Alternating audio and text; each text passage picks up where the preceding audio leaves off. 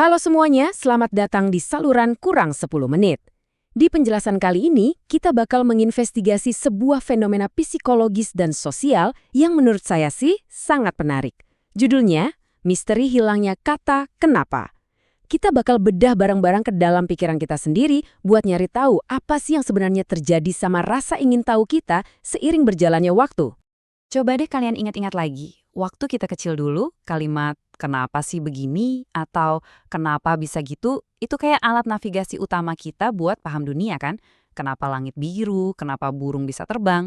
Tapi ada satu hal aneh yang terjadi. Begitu kita tumbuh dewasa, entah kenapa kita tiba-tiba berhenti nanya. Kita yang tadinya penjelajah super kepo, perlahan berubah jadi penumpang yang pasif aja. Nah hari ini kita bakal bertindak sebagai detektif buat nyari tahu kemana sebenarnya perginya rasa ingin tahu itu. Oke, biar nggak bertele-tele, ini 5 agenda yang bakal kita bongkar hari ini. Pertama, misteri hilangnya rasa ingin tahu.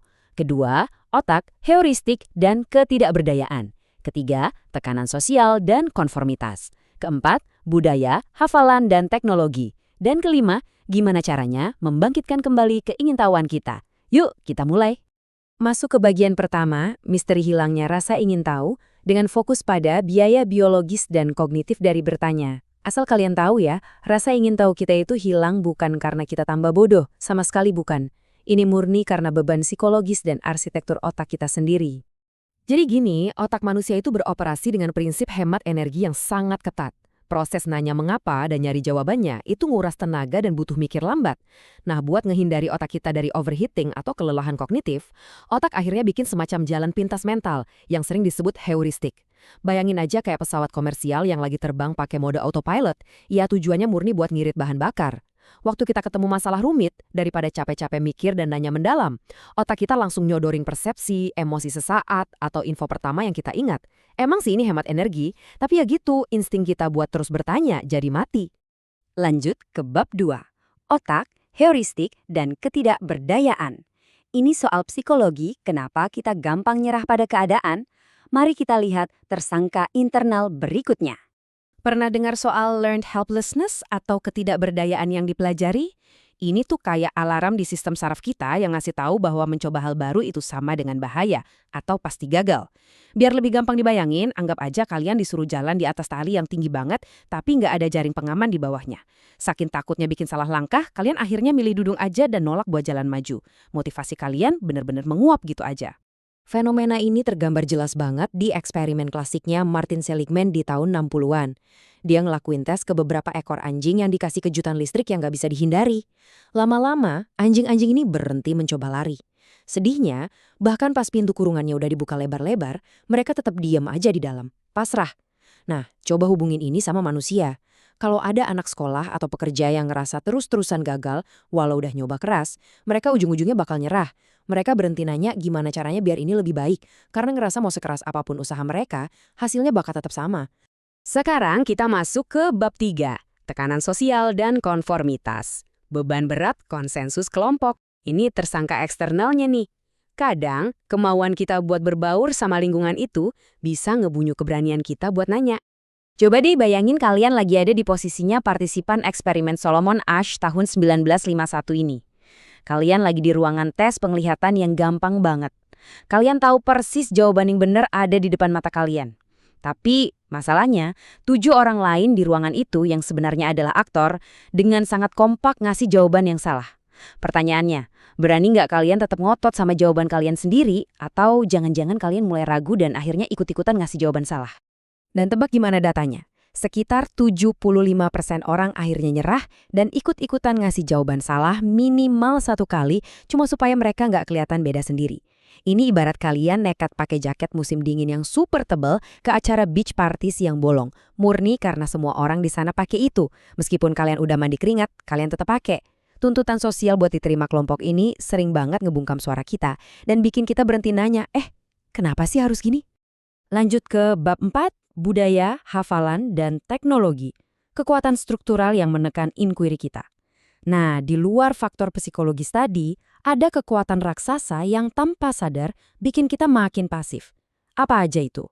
Salah satu pelakunya adalah sistem pendidikan kita sendiri. Coba perhatiin, Banyak sistem yang masih pakai cara hafalan atau rote learning. Anak-anak cuma dilatih buat ngelan informasi mentah-mentah dan muntahin lagi pas ujian. Mereka ditakut-takutin buat nggak bikin salah. Ini beda banget sama pemahaman konseptual, di mana anak diajak ngerti kenapa sesuatu itu terjadi yang justru ngebangun insting problem solving mereka. Hafalan itu nyetak orang yang nurut, bukan orang yang kepo. Terus, di luar sekolah, budaya juga punya peran besar. Ada penelitian menarik banget dari Universitas Semarang soal budaya organisasi lokal dan dampaknya ke individu. Riset ini ngasih gambaran nyata bahwa norma budaya yang berkembang di masyarakat itu sangat ngedikte seberapa jauh seseorang diizinkan buat bertanya atau malah dituntut untuk pasrah aja nerima nasib. Apalagi di budaya Indonesia, kita punya konsep-konsep kayak sungkan, nerimo, dan manut. Aslinya sih nilai-nilai ini mulia banget. Sungkan itu buat jaga harmoni, nerimo itu wujud rasa syukur. Tapi, masalah muncul waktu konsep ini berubah jadi sesuatu yang negatif. Sungkan bisa bikin kita takut nanya karena nggak mau merepotin orang. Nerimo bisa berujung pada pasrah buta sama keadaan yang merugikan. Dan manut, dari yang awalnya respek ke atasan atau orang tua, malah jadi kepatuhan tanpa syarat dan nutup ruang buat mikir kritis. Belum selesai sampai di situ, masuklah pelaku dari era modern, teknologi. Algoritma media sosial dan AI sekarang ini bikin yang namanya ruang gema. Semua serba instan. Butuh jawaban, tinggal pencet layar. Akibatnya, kita jadi nggak punya toleransi sama ketidakpastian. Lebih parahnya lagi, karena algoritma selalu nyuapin kita sama informasi yang emang kita suka, kita ngerasa seolah-olah seluruh dunia setuju sama opini kita. Rasa butuh buat nyari tahu fakta dari sisi lain jadinya pelan-pelan hilang. Oke, kita sampai di bab 5. Membangkitkan kembali keingintahuan kita. Waktunya memprogram ulang otak kita untuk kembali bertanya. Tenang aja, semua yang kita bahas tadi itu masih bisa dilawan kok. Coba perhatikan fakta neuroscience ini. Asli ini keren banget. Secara biologis, rasa ingin tahu itu ternyata menyalakan sistem reward atau sistem penghargaan di otak kita. Waktu kita penasaran, otak kita bakal nyemprotin dopamin di area tertentu. Nah, dopamin inilah yang bikin kita merasa excited dan termotivasi. Dan yang paling penting, dopamin ini langsung ngebangunin hipokampus, alias pusat memori kita. Artinya apa? Secara harfiah, rasa ingin tahu itu adalah cara otak mempersiapkan diri untuk mengunci informasi baru menjadi ingatan jangka panjang. Luar biasa kan?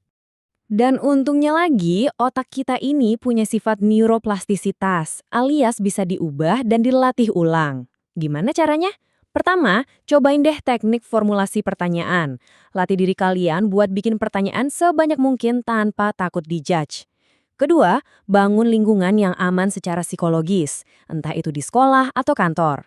Ketiga, stop sekedar menghafal dan mulailah ngulik konsep aslinya. Dan yang keempat, ini penting, berani-beranilah sesekali nyari perspektif yang bertolak belakang buat menantang algoritma digital kalian. Jadi, kesimpulan besarnya adalah kita nggak pernah kehilangan kemampuan buat nanya kenapa. Rasa ingin tahu itu masih ada di dalam diri kita. Kita cuma terlalu sering ngebiarin mesin pintar di otak kita ini nganggur berdebu. Entah gara-gara takut diomongin orang, capek sama hafalan, atau terlalu nyaman disuapin jawaban instan sama teknologi. Nah, sebelum kita selesai, saya mau ninggalin satu pertanyaan provokatif buat kalian. Mulai besok, coba deh matiin sejenak mode autopilot kognitif kalian. Beraniin diri buat keluar dari ruang gema digital itu, lawan rasa sungkan yang menahan potensi kalian, dan mulailah menginvestigasi dunia kalian lagi. Gimana caranya kalian mau pakai rasa penasaran kalian secara berbeda besok? Terima kasih udah bergabung, dan sampai jumpa pada penjelasan kita berikutnya.